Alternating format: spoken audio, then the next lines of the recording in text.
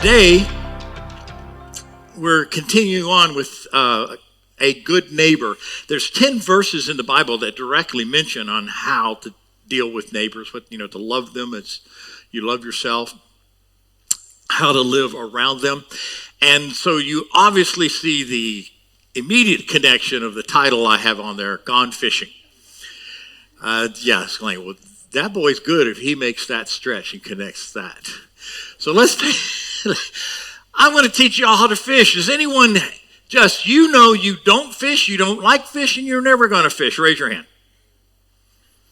Okay, Pastor Peter was the first one to raise his hand. Well, I want you to know you're going to learn how to fish today. And the Bible points you to being a good fisherman. So let's take a look. I'm going to give you the finer points of fishing. They're quite simple. That is a black drum. That's 35 pounds of fish. And fish at the right time. Do you know there's wrong times? You fish at the right time. And each fish has a different time. And that time changes with weather. It's quite incredible. But you fish at the right time. So the first thing you want to do is don't do this. I feel like fishing. I'm going to go out and fish. No. Just because there's water does not mean there's a fish in it. Look at my sweet Selah. She caught herself a little brim. Fish when the fish are hungry. Fish aren't teenagers. Teenager is hungry constantly. You can wake them up 2 a.m. You hungry? Yeah, I kind of am. It's like, you fish when the fish are hungry. And that has to deal. This summer, we went to Canada, and when I go up there, my brother-in-law's this huge lake, it's an 85-mile-long lake. It's called Lake of the Woods. And we go up there with a fishing guide because the fish move. And so on the screen, he'll be driving his boat, and he goes, oh, there's a whole school of fish on the bottom. We'll drop bait down to them. They won't take it. It's the right bait. It's the right temperature, but they're not hungry. We'll move 100 yards down the lake, see another school of fish, drop it down there and catch 20 fish. That some fish aren't always hungry. They are not teenagers. That's the one thing you'll remember about fishing. Fish aren't teenagers, whatever that means. But little Selah, she was so excited. She goes, you had a picture of me? I go, yes. And she goes, did you see the fish? That to her is 35-pound fish, right? She is so excited. And by the way, for those who say, you see all this fishing, okay, I have 11 other grandchildren, and they all want to go fishing with me, so you're at the back of the list. Fish where the fish are. Fish, that's a nice mangrove snapper Levi got, and they love to be in the shade. Snook love to be in the shade. Fish like on cloudy days is a better fishing day than a sunny day, unless you can find a shady spot to throw your bait under.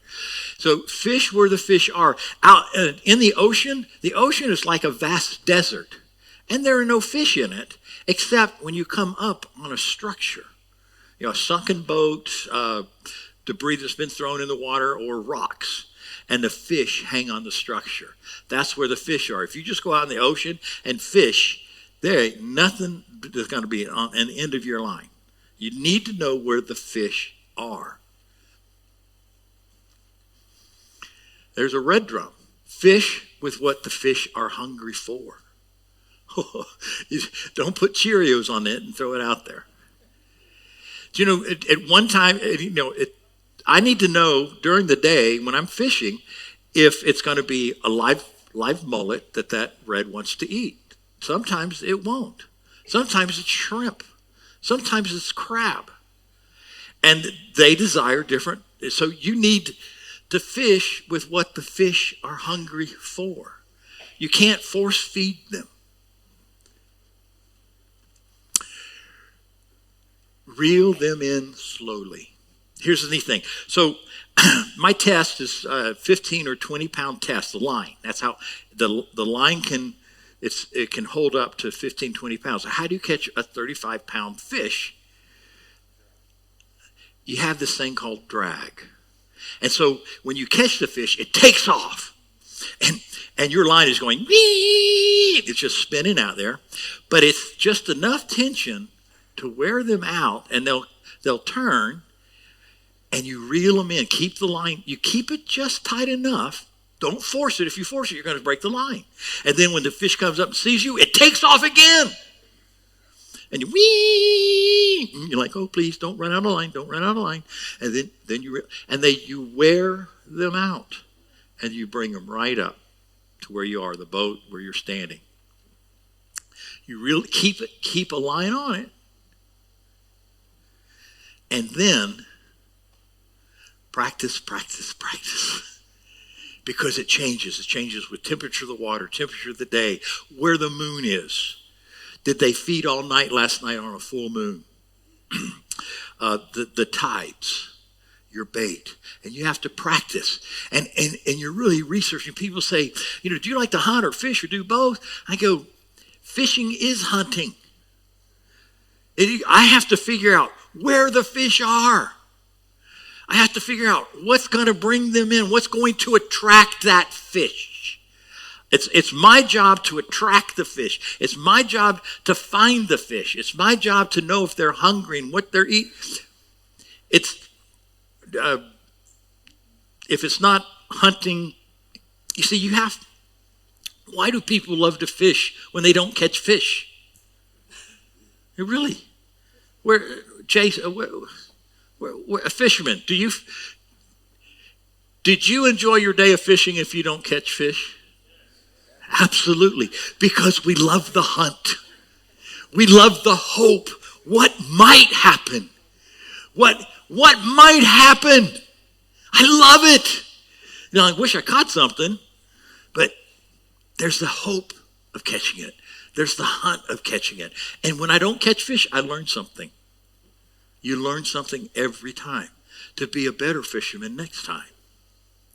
So, what I find is very, very interesting is that when Jesus went into the wilderness and he was tempted by the devil, he came out and he was walking along the Sea of Galilee, and in that, the first 4 disciples that he calls, and it's kind of like they had the right resume. And I want to know why. The first 4 disciples were fishermen. That means something to me.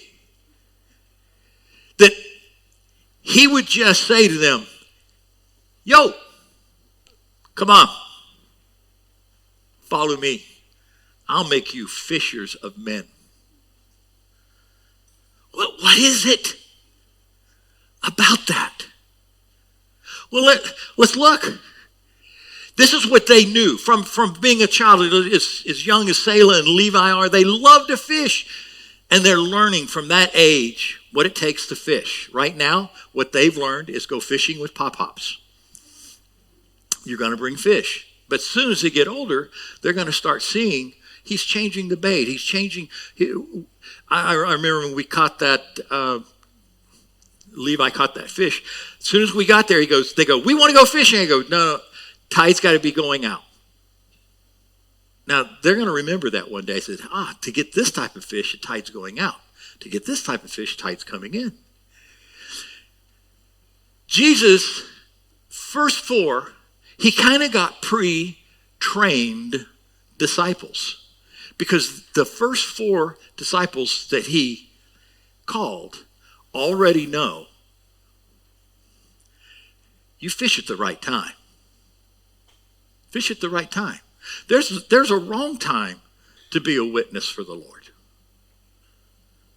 There's a wrong, don't fish if people aren't hungry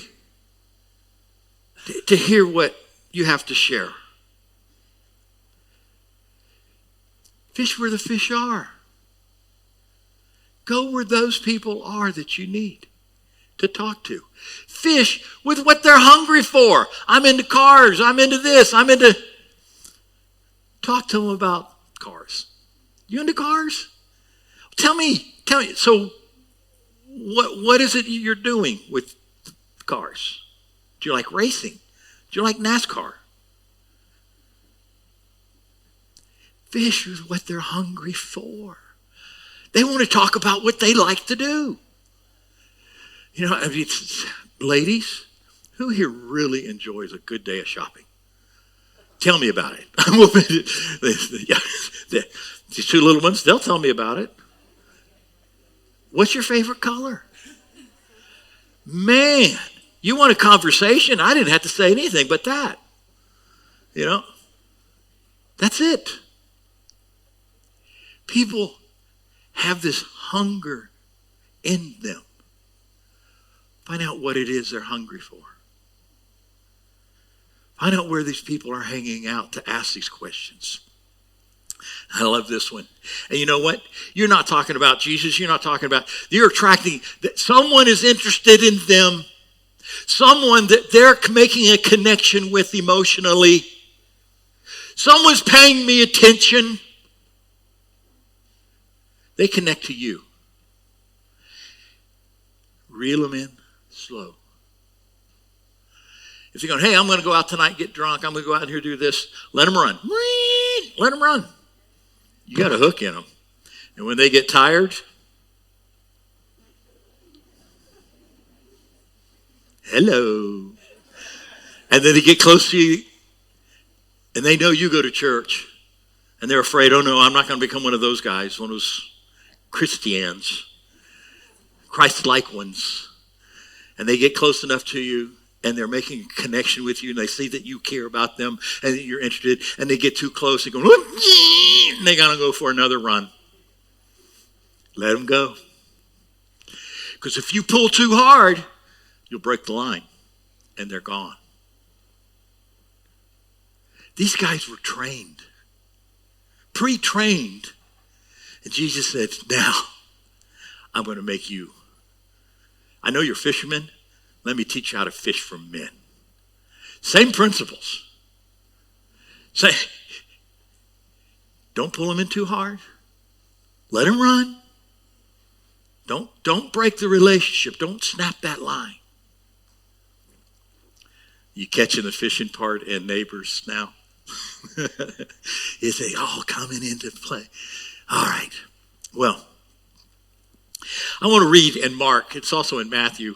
But in Mark 16, it goes, as Jesus walked beside the Sea of Galilee, he saw Simon, which was Paul, and his brother Peter, and his brother Andrew, casting a net into the lake. It's just an interesting thing is that they didn't have a boat. So it kind of says, you know what, they weren't as wealthy as the sons of Zebedee. Because Zebedee, there was, we'll see, but they were in a boat. They're not in a boat. You guys who fish, you know, when you see guys, there's guys out in the boat fishing, and there's guys on the shore fishing. Everyone on the shore doesn't have enough money to buy a boat. The only reason they're on the shore fishing is they don't have money to buy the boat. They're going, every time a boat goes by, going, one day I'm going to have a boat like that. And everybody's going by the boat. They're just going, boy, I remember when I used to be there. So they're on the shore and casting their net. Said, Jesus, come, follow me, Jesus said, and I will send you out to fish for people. At once, they're ready to leave their net. Why? Because Jesus connected with them. He was talking about fishing. They love to fish. The whole idea that I can catch people? What the heck does that mean? Do you really believe they knew? They go, nope, but I'm going on to something bigger than me. I want to connect with something that's larger than what I'm doing right now. But I know how to fish. He's just going to show me how to do it with men. So, once they left their nets and followed him, it keeps going, goes, when he had gone a little further, he saw James, son of Zebedee, and his brother John in a boat, preparing their nets. Without delay, he called to them. He goes, more fishermen. They know, they've got a basic understanding. Without delay, he called to them, and they left their father Zebedee. It's like, see, Dad, in the boat with the hired men, and they followed him. Notice it says they followed him.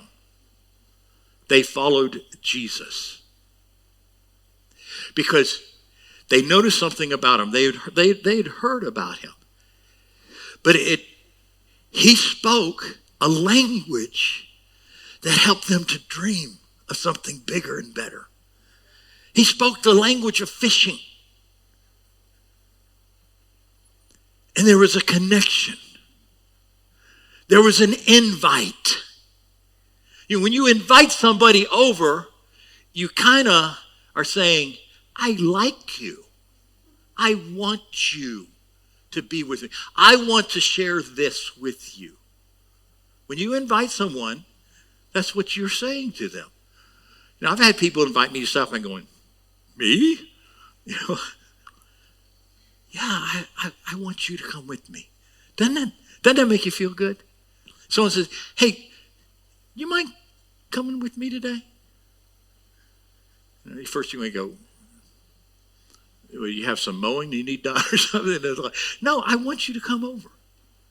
Well, there's an invite. They went to Capernaum, and when the Sabbath came, Jesus went into the synagogue and began to teach. The people were amazed at his teaching. He was speaking in a way that they'd never seen before. And what was that? It said he did it with authority. He taught with authority. He knows what he's talking about. He is totally comfortable. He really believes this. We've not seen that in our teachers. You know, there's people out there going, they want to be heard. They want to have some attention. And someone was, listen, could you tell me what it is that you really like to do? There's sincerity. Well, so they did teach like the teachers of the law. Just then a man in the synagogue who was possessed by an impure spirit cried out. Now Jesus didn't say that he was the Messiah. He didn't do that. You know why? Because he's reeling in slowly. He didn't say, come, you know, I'm the Christ. I'm your salvation. He didn't. He was teaching them from the word, something that they were familiar with. They were familiar with the teaching of the law, but not from someone who knew what they're talking about, who did it in authority. And so all of a sudden, this devil's going to mess it up. This impure spirit says, he cries out, what do you want with us? Jesus of Nazareth, have you come to destroy us? I know who you are, the Holy One of God. Jesus didn't even say that.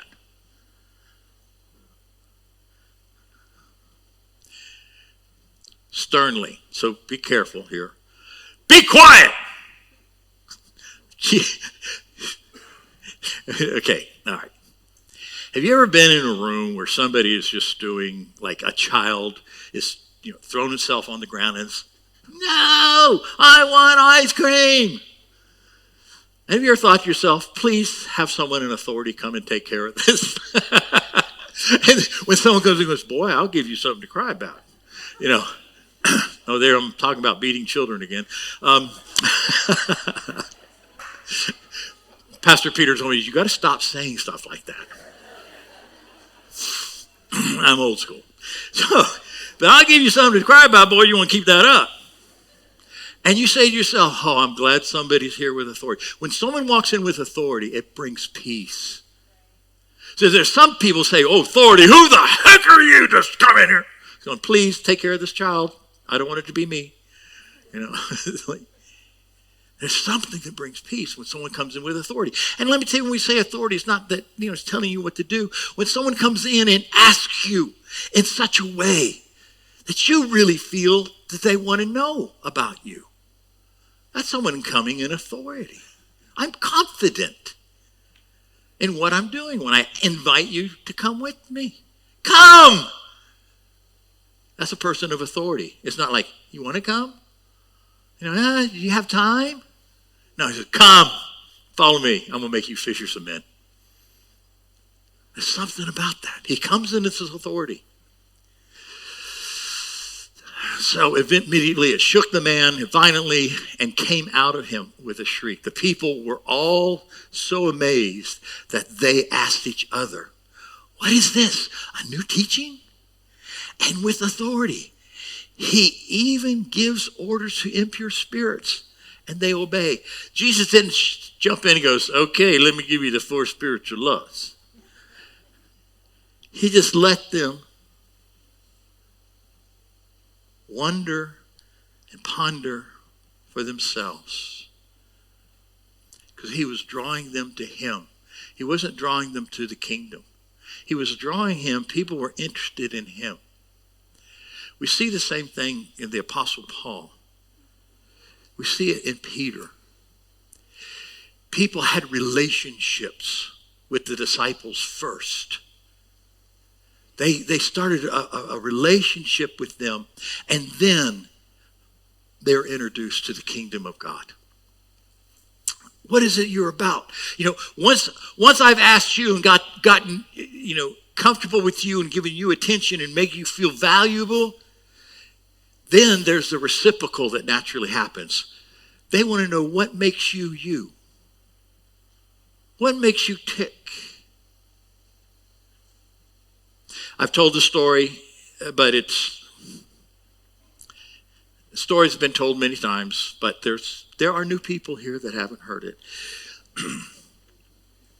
Before we started the church, I worked for a Christian organization, Young Life. And a young boy, 15 years old, his father had passed away some weeks before.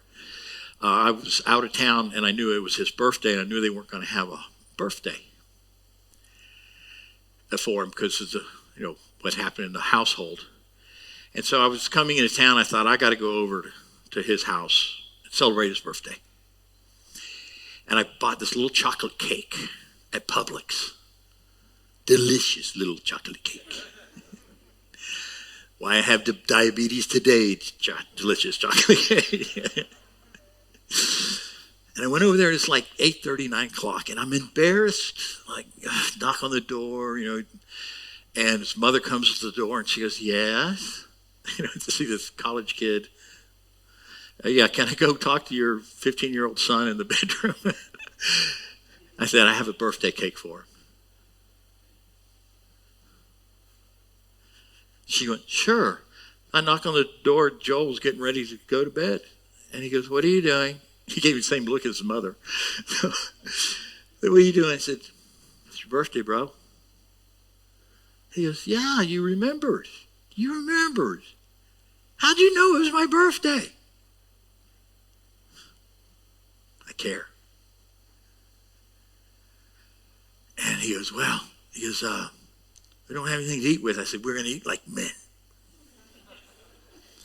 He goes, what's that? I went,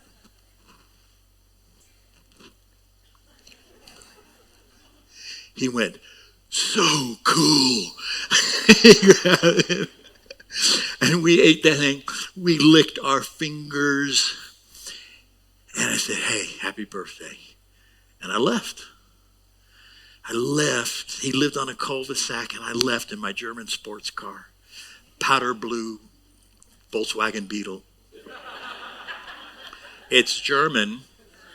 It had a stick shift. Joel told me this years after he'd graduated from college, and he said, I never told you why I went into the ministry. He said, when you drove, I went to the window and saw your German sports car going down the street. He said, whatever he is, I'm going to be.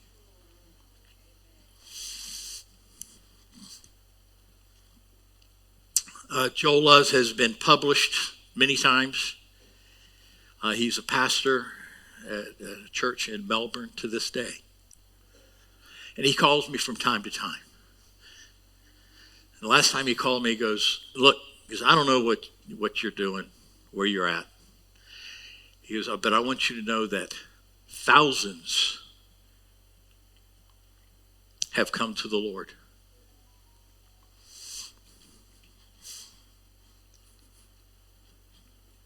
Because of that cake. He got attention. Someone listened to him. Someone cared.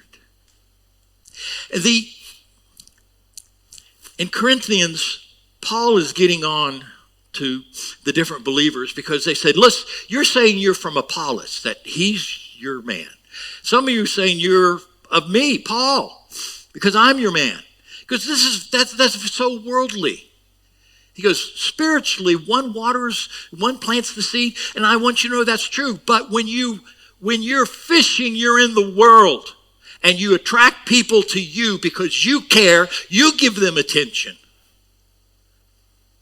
They feel secure in that. Oh my, been doing too much talk. Here's three things that just jump out at you. A sense of security. When someone comes in with authority, when someone says, I want to spend time with you, there's security, there's attention. You give them attention. People need to be heard. They need a voice. And there's an emotional connection. That's community. They need friends. I'm going to just mention in Timothy, 2 Timothy, Paul is writing to Timothy. And see if you get the emotion, the feeling here. To Timothy, my dear son. Some of you right now would love to have someone that you respect write you a letter and refers to you as my dear daughter, my beloved son. Grace and mercy, peace from God the Father and Christ Jesus our Lord. I thank God whom I serve as my ancestors did with a clear conscience as night and day. I constantly remember you.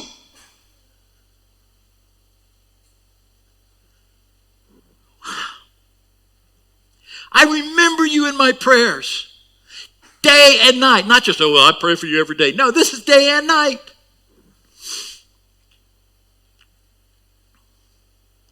Recalling your tears, I remember your story.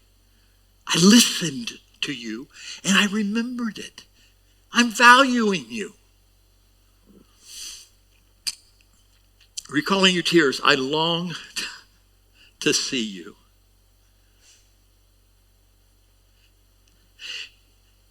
There's probably people in this room, they're going right now,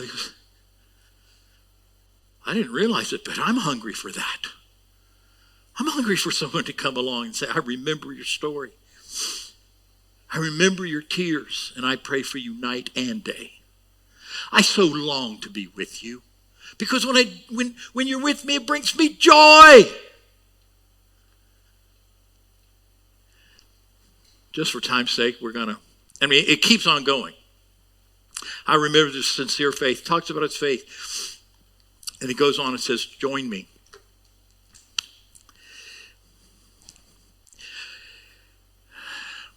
Jim and Tammy Elliott, just yesterday, last month, they put a handwritten sign in their front yard. Block party, neighborhood party. Because they've been listening to these messages and going, people really hungry to get together? Are they? Sprinkler came on and said all the ink ran on it because it was the saddest looking sign you ever seen. Well, yesterday, 36 neighbors showed up with it and 11 children. And they go, we got to do this again because they all said, so-and-so couldn't make it, but they were wanting to come. They couldn't. And it said they talked and they talked. So we thought, man, who's going to talk? Who's going to throw the conversation out there? He said, we couldn't get these people to leave. So they brought so much food. It was like the loaves and the fishes. This much food came, but this much food went back. It was just huge. And they said, oh, you're this person. They wore name tags. Last year, the Fergusons, are you in here? They're always working somewhere around here. And I just asked them out back in the green room. I said, so how many people came last year for because they opened their house for Easter and Christmas. Thanksgiving and Christmas. And they go, well, because Thanksgiving we had 50 or 60 people Thanksgiving. I go, what? You're still married? He goes, oh no. He goes, for Christmas we had 400.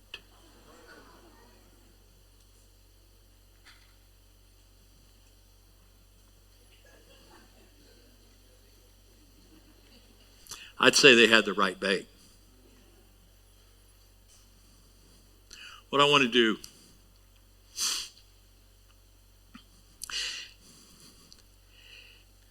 %25 of U.S. households are single parents. That's 33 million. 33 million households. And I'm not talking about to just cast for children, because here's what I'm thinking of. That's from the age of 17 down to 1. What happened to those 33 million that have grown up and now they're 30? They're still the products of a broken home, a single parent home. They've not been mothered, they've not been nurtured, they've not had the security of a loving father. But they're adults now. I would easily say that there's 60 million, easy, people out there that have not gotten attention, who've not experienced authority in their life, someone to care for them, to hear them. The Bible says the field is white with harvest, but I don't have any workers. I'm not, people say, you must be an evangelist. I said, no, I'm a fisherman. I can see where the fish are. I can see what they're hungry for. And if I have to change bait, I change bait. And if they need to run, they run, but I lure them back because I'm fishing at the right time and the right place. I don't know if it's a gift or something, a muscle that you exercise, but the ability to see where the fish are, the ability to read and understand what it is they're hungry for. The question you need to interject in the relationship to get them to talk, to make them feel. I don't know if it's a gift or a scale that's on our eyes that we can't see it. I can see it. When I have you stand up, I want to pray for those who say, Holy Spirit, take the scale off my eyes. I want to see where they're at, what they're hungry for, and be able to cast my line with the right bait. Let's stand.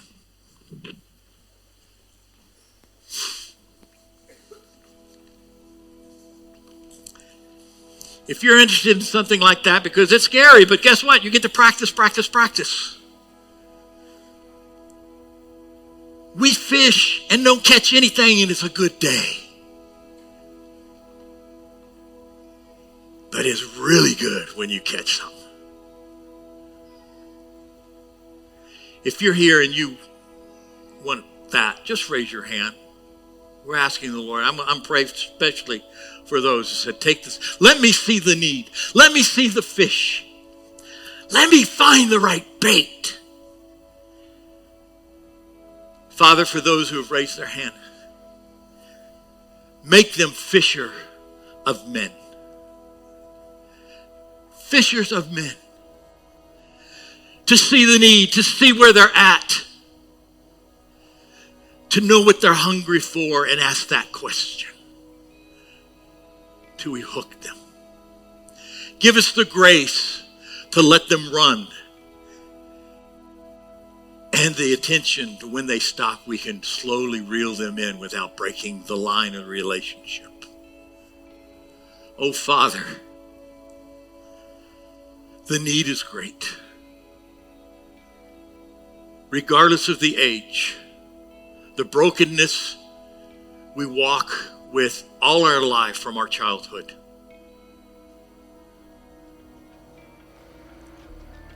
Father, once again, send them. Remove the scales. In Jesus' mighty name, amen.